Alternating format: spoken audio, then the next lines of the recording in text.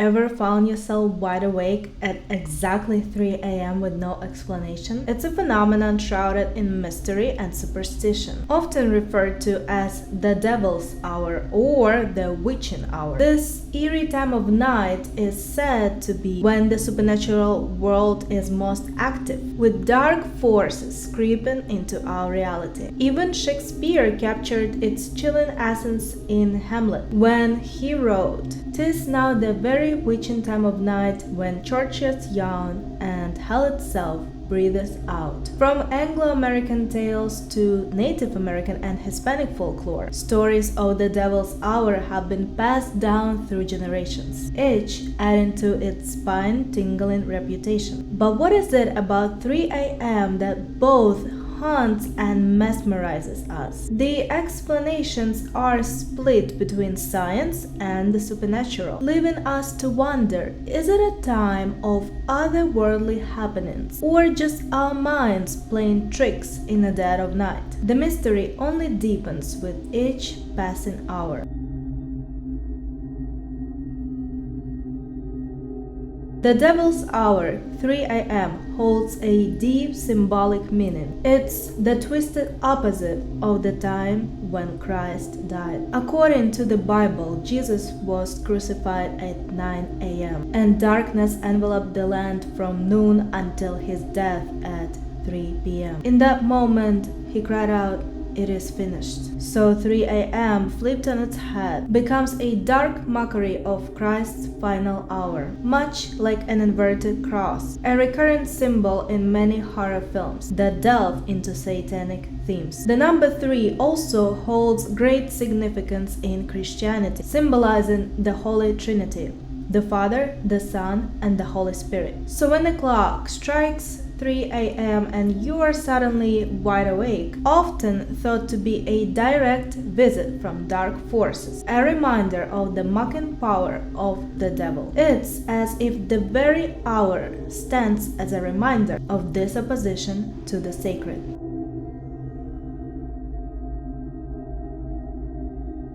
The term the witching hour was first coined in 1560 by Pope Pius IV during a period when witch hunts were rampant. As disease spread and people struggled to explain its origins, the blame was cast on witchcraft, fueling widespread panic and suspicion. Fearful of the unknown, communities began to accuse anyone they suspected of practicing dark magic, and thus the witching hour became associated with the peak of these mysterious powers. It was widely believed that witches were most active at this time, their abilities stronger during the dead of night. Between the 16th and 18th centuries, these witch hunts led to the execution of an estimated 60,000 people, many of whom were innocent. The Old Testament in Exodus 22:18 fueled the hysteria with its command,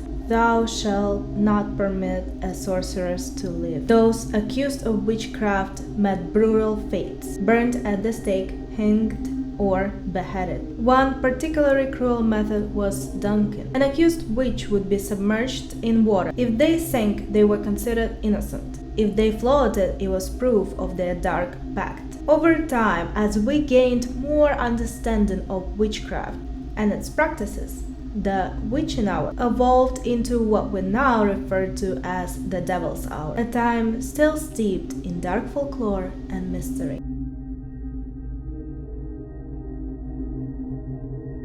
One of the most chilling and infamous horror stories in history is rooted in a real-life tragedy. At 3 a.m. on November 13, 1974, Ronald Butch DeFeo Jr. carried out an unspeakable act. He shot his mother, father, and 4 siblings while they slept soundly in their beds, using a .35 Marilyn lever action rifle. Hours later, at 6 p.m., a.m., he walked into a local bar, visibly shaken, and screamed, "You got to help me. I think my mother and father are shot." The horrific crime took place at 112 Ocean Avenue in Amityville, Long Island, now infamous as the Amityville Horror House. What makes the murders even more unsettling are the bizarre details surrounding them. Neighbors heard no gunshots, and shockingly, none of the victims awoke when the first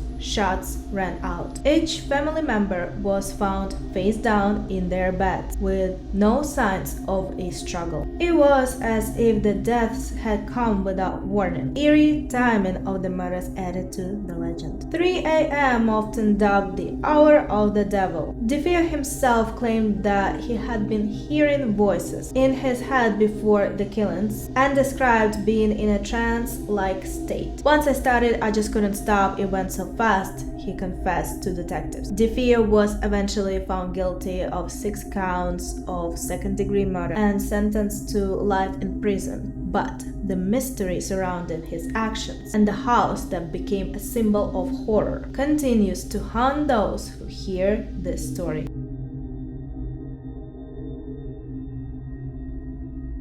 La Mala Hora, or the Evil Hour, is a chilling urban legend that haunts the deserts and roadsides of New Mexico. At exactly 3 a.m., an evil spirit emerges to torment solitary travelers. She appears as an old woman, her face twisted with the terrifying features of a demon. If you're unfortunate enough to cross her path, the curse is clear. Someone you love will soon meet their tragic end. The legend warns anyone who dares to venture through isolated countryside areas at night. It's not just a ghost story, it's a warning to stay away from the desolate roads after dark. La Mala Hora's presence on the outskirts, creeping through the shadows, represents the danger of the supernatural lurking at the edges of the known world, especially at the witching hour of 3 a.m. The tale was likely born as a way to keep travelers from wandering alone during the dead of night, adding a terrifying layer of fear to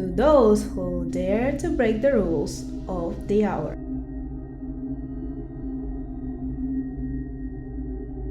Ray Bradbury's 1962 novel, Something Wicked This Way Comes, dives deep into the unsettling world of a sinister carnival and its dark leader, Mr. Dark. This villainous figure feeds off the life energy of those he traps, leaving them enslaved to his will. One of the novel's most chilling passages explores the eerie power of 3 a.m. Bradbury captures the sense of dread associated with this hour when he writes, "Oh God, midnight's not bad. You wake and go back to sleep. 1 or 2 is not bad. You toss but sleep again. 5 or 6 in the morning, there's hope, for dawn's just under the horizon. But 3...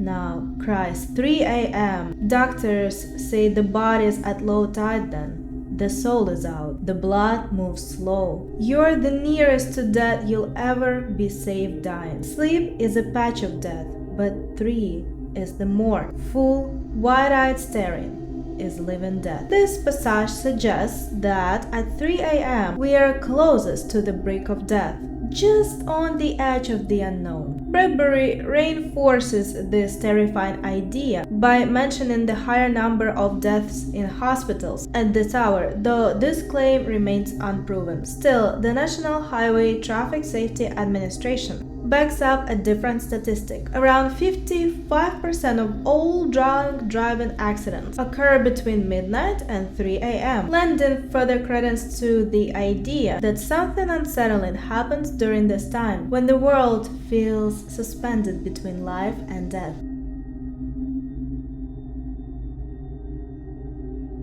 Waking up in the middle of the devil's hour between 3 a.m. and 4 a.m. could be more than just an eerie coincidence. It's often a sign that your body is struggling with sleep insomnia, which is linked to disrupted melatonin levels. For those dealing with insomnia, these early morning wake-ups can be all too common. But it's not just about sleeplessness. It's also connected to deeper emotional struggles like depression. That's why waking during these hours can sometimes fill you with a sense of dread or a heavy haunting feeling as if something unsettling is at play. To break the cycle and make it through the night with a bit more peace, experts suggest avoiding stimulants like caffeine, getting regular exercise, and eating a balanced diet. These steps help regulate your sleep patterns, making those restless nights a little less terrifying. It turns out that if you're someone who believes in ghosts, or if you seem to attract more paranormal activity than most, you might actually be more compassionate than others. Studies have looked into the difference between those who've had supernatural encounters and those who either don't believe or haven't had these experiences. The surprising finding? People who've experienced paranormal events tend to score higher on measures of empathy. But there's another side to the story. If you're frequently visited by apparitions at night, it could also be your brain playing tricks on you, triggered by stress. This stress can warp your senses, making you feel things that aren't really there. It's why so many widows report ghostly visits from their loved ones. They've endured extreme grief and emotional turmoil, which creates the perfect storm for altered perception. So when you wake up in the middle of the night, heart racing, eyes scanning the darkness, you might just spot something eerie because your mind is in a heightened state of panic, looking for something sinister to match the intensity of your emotions.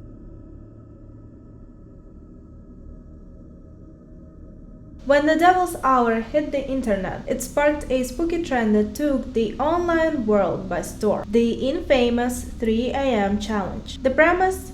To wake up at 3 a.m. hoping to capture something eerie on camera, be it ghostly activity or just some unsettling moments. Creators hopped on board posting videos where they either sat terrified in the middle of the night or played pranks to scare their unsuspecting family members. As the challenge gained momentum, something unexpected happened. Parents were left stunned to find that kids as young as 5 were getting in on the creepy fun. According to search engine data, the peak of the trend came between May and August 2017. But like most viral changes, it eventually fizzled out, leaving a trail of spooked out kids behind. It's no surprise though. Children and teens with a vivid imagination are much more likely to see ghosts than adults, thanks to the way their perception of reality can be different at such young age.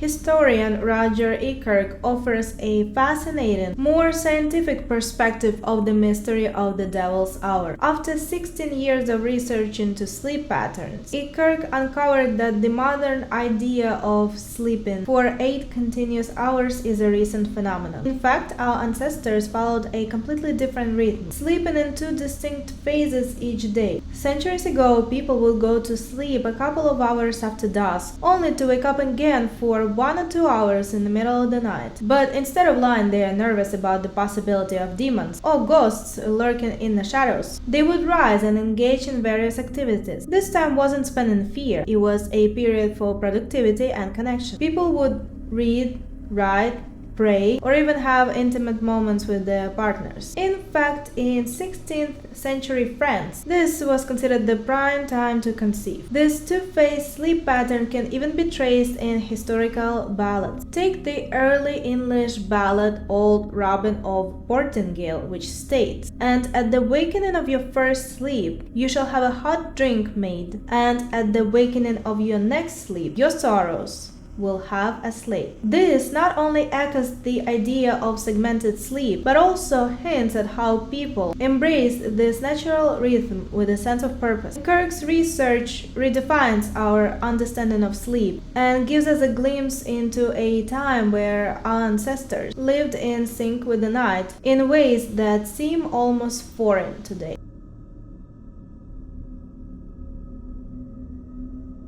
Roger Ickark's research reveals a surprising culprit behind our restless nights. It's not ghosts or supernatural forces, but our own domestic appliances. Devices like cell phones, TVs, stereos, and air conditioners emit electromagnetic fields, in short EMFs, and many of us keep these gadgets right next to us as we sleep. These EMFs can disrupt our slumber, especially the light from our cell phones, which interferes with melatonin production. Melatonin is the hormone that regulates our sleep cycle, and when its production is slowed, it's no wonder we struggle to stay asleep. On top of that, late-night phone use keeps our brains on high alert, making it easier for our minds to play tricks on us. That strange shadow darting across the room, it's more likely the result of overactive imagination, fueled by an overstimulated brain, not a ghostly presence. Ironically, ghost hunters themselves use EMF meters to detect paranormal activity,